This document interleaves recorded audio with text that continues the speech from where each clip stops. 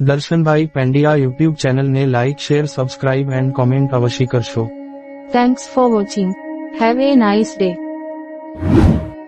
આજના દિવસે જેમનો પણ બર્થડે હોય તેમને દર્શનભાઈ પંડ્યા યુટ્યુબ ચેનલ તરફથી ખૂબ ખૂબ શુભકામનાઓ.